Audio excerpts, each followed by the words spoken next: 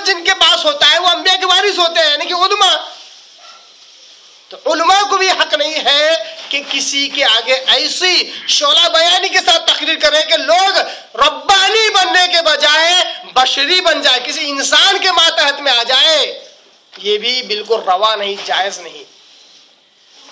اگر کوئی کرتا ہے تو یقین جانیے نہ وہ نبیوں میں سے جس طرح نہیں ہے اسی طرح انبیاء کے وارثین میں سے بھی نہیں ہے. بھلے ہی وہ کسی مدرسے سے سند یافتہ کیوں نہ، عالم، فاضل، مفتی، قاری اور پتہ نہیں کیا کیا کچھ کیوں نہ ہو، وہ انبیاء کے وارثین میں سے نہیں ہے. انبیاء کے وارثین میں سے اگر ہوتا تو وہ لوگوں کی غلامی کی دعوت نہیں دیتا. آج آپ دیکھ سکتے ہیں فرقہ پرستی کا جو سب سے بڑا نقصان، فرقہ پرستی کا، جماعتوں میں بٹنے کا، مسلمانوں کا سب سے بڑا نقصان اگر ہوا ہے تو یہی ہے کہ لوگ ربانی، رب والے بننے کے بجائے کسی انسان کے ہو کر رہتے ہیں. پوچھا جاتا ہے کون ہے تم، تو ہم فلاں کے ماننے والے. شرم آتی ہے، شرم آتی بولنے کو. قرآن کہتا ہے کہ جب بھی کسی نبی نے دعوت دی کہا کونو ربانی، تو اللہ والے بنو. آج مسلمان پوچھا تو تم کون ہے، ہم فلاں کے ماننے والے، ہم فلاں کے ماننے والے، ہم فلاں. کسی نہ کسی ایک شخص کا نام لیے بغیر رہ نہیں سکتے، بشر کا، انسان کا. اور حیرت در حیرت یہ ہوتی ہے، بڑی پریشانی عجیب سی ہوتی ہے، کبھی کسی صحابی کا نام نہیں لیں گے، تابعی کا نام نہیں لیں گے، تابعین کا، سب بعد کے بڑے بڑے لوگوں کے نام لیں گے. میں ان لوگوں کی طرف طنز نہیں کر رہا ہوں، میں ان لوگوں کی طرف طنز کر رہا ہوں جو ربانی بننے کے بجائے کسی انسان کے بنے بیٹھے ہیں. اسی لیے تو فرقہ پرستی میں بٹے ہوئے ہیں، فرقوں میں بٹے ہوئے ہیں. ورنہ مسلمان کے فرقے ہوتے ہی نہیں تھے. کیسے ہوں گے؟ کیوں ہوں گے؟ کیوں ہوں گے؟ جب آپ اللہ کی کتاب مانیں گے تو ظاہر سی بات ہے ربانی بنیں گے، آپ رب والے بنیں گے. اور جو کتاب ہے وہ خود حکم دیتی ہے کہ میرے رسول کی اطاعت کرو. آپ اطاعت کر رہے ہیں، عبادت نہیں کر رہے ہیں. اسی آیت کے مطابق آپ نبی کی اطاعت کر رہے ہیں، عبادت نہیں کر رہے ہیں، ہے نا؟ آپ صرف اطاعت کر رہے ہیں. تو ظاہر سی بات ہے نبی کی اطاعت کرنے پر بھی آپ ربانی، جیسے کہ ویسے ربانی ہیں، آپ رب والے ہیں. اب یہاں کیا ہو گیا، جب لوگوں کا یہ بات پیش کی جاتی ہے تو ایک اور اعتراض پیش کرتے ہیں، منطق، دماغ. کیا کریں گے، زیادہ دماغ ہے لوگوں کے پاس.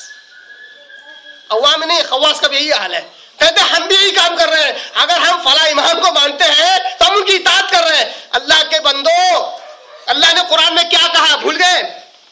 سورہ توبہ سورہ توبہ کے آیت نمبر 31 میں اللہ کہتا ہے اتخذوا احبارهم ورهبانهم اربابا من دون الله والمسيح ابن مريم وما امروا الا ليعبدوا الها واحدا لا اله الا هو سبحانه عما يشركون. اس کی کافی تفصیل میں نے اس سے پہلے ہی سنن ترمذی کے حوالے سے اور غالباً مسند عبدالرزاق وغیرہ کے حوالے سے میں نے اس کی بہت زبردست تشریح آپ کے آگے رکھی تھی. سورہ توبہ کی آیت نمبر 31 کے مطابق کہ اللہ کہتا ہے اتخذوا احبارهم ورهبانهم اربابا من دون اللہ، کہ ان لوگوں نے اپنے علماء، اپنے مشائخ کو، اپنے بڑوں کو اللہ کے علاوہ رب بنا لیا، اللہ کو چھوڑ کر رب بنا لیا. اور وہاں پر ایک صحابی موجود ہے جو عیسائیوں کے بہت بڑے فادر تھے، عالم تھے. ان کے گلے میں سونے کا وطن تھا، کیا کہتے ہیں، سونے کا کراس تھا. آپ صلی اللہ علیہ وسلم نے کہا یہ کیا، یہ بت نکال دو اس کو اپنے گلے سے. نکالا، پوچھا اللہ کے رسول آپ نے ابھی کون سی آیت پڑھی؟ آپ کہتے ہیں کہ ہم لوگ اپنے علماء اور مشائخ کی عبادت کرتے ہیں، ہم نے انہیں رب بنایا، ہم تو عبادت نہیں کرتے ان کی. عبادت کرنا گویا کہ رب بنانا گویا کہ عبادت کرنا، ہم تو نہیں کرتے. آپ صلی اللہ علیہ وسلم نے کیا زبردست جواب دیا.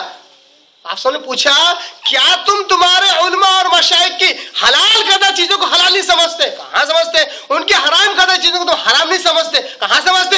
یہی تو رب بنانا ہے، یہی تو رب بنانا ہے. ہم تو نبی کریم صلی اللہ علیہ وسلم، حضرت محمد مصطفیٰ صلی اللہ علیہ وسلم کو بھی رب نہیں بناتے، کیونکہ ان کی بھی حلال کردہ چیزوں کو حلال، حرام کردہ چیزوں کو حرام نہیں سمجھتے، کیونکہ وہ خود بھی، انہوں نے خود بھی ایسا نہیں کیا. شریعت سازی کا حق صرف اور صرف اللہ کا ہے، اور وہی رب ہے. جس کے ہاتھ میں شریعت سازی کا حق ہوتا ہے وہ رب ہوتا ہے. نبی کریم صلی اللہ علیہ وسلم نے بھی اپنی من مرضی سے حلال حرام نہیں کیا، انہوں نے صرف اللہ کے احکامات ہم تک پہنچائے، اس احکام کو ہم لیتے ہیں.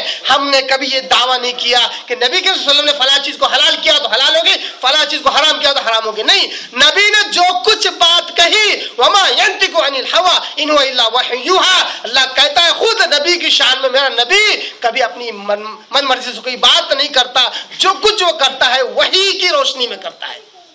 تو گویا کہ نبی کو بھی ہم نے یہ حق نہیں دیا. پھر نبی تو دور کی بات، ایک کسی امام کو، کسی پیر کو، کسی فقیر کو یہ حق دے دینا کہ شریعت سازی کا حلال حرام قرار دے دے، تو یہ رب بنانا نہیں تو کیا ہے، ان کی عبادت کرنا نہیں تو کیا ہے. کئیوں مثالیں میں اس سے پہلے کے درس میں دے چکا ہوں کہ لوگوں کے آگے آج بھی فلاں چیز حلال ہے کہ حرام ہے معلوم ہی نہیں اس کی کیا دلیل ہے.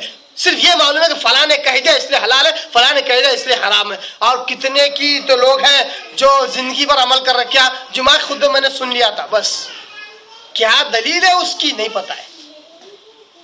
حلال اور حرام کو سمجھنے کے لیے، شریعت کی باتوں کو سمجھنے کے لیے دلیل بہت اصل ہے، بہت امپورٹنٹ ہے. دلیل کو جان کر اگر آپ عمل کریں گے تو آپ اس ہستی کی عبادت نہیں کر رہے آپ، بلکہ اس ہستی کی اتباع کر رہے ہیں آپ. اتباع کہتے ہیں قدم ب قدم چلنا. اتباع کس کو کہتے ہیں؟ تابع یا تابع کے معنی قدم ب قدم چلنا. خاص طور پر عربی زبان میں یہ لفظ اس وقت استعمال ہوتا ہے جب کوئی صحرا میں کوئی راستہ کھو جاتا اور کسی کے چلنے کے نقش قدم اگر اس کو مل جاتے اس پر اگر وہ چلتا اس کو کہتے ہیں اتباع کرنا. اب لوگ بولتے ہیں ہم بھی امام کی اتباع کرتے ہیں، ہم شافعی ہیں، ہم حنبلی ہیں، ہم حنفی ہیں، ہم بھی اتباع کرتے ہیں. پوچھا جاتا ہے کہ اچھا اتباع کرتے ہیں، اس مسئلے کی کیا دلیل ہے؟ ہونٹ سل جاتے ہیں، سر جھک جاتا ہے، دلیل نہیں معلوم. اگر دلیل معلوم ہے تو آخر کار کیا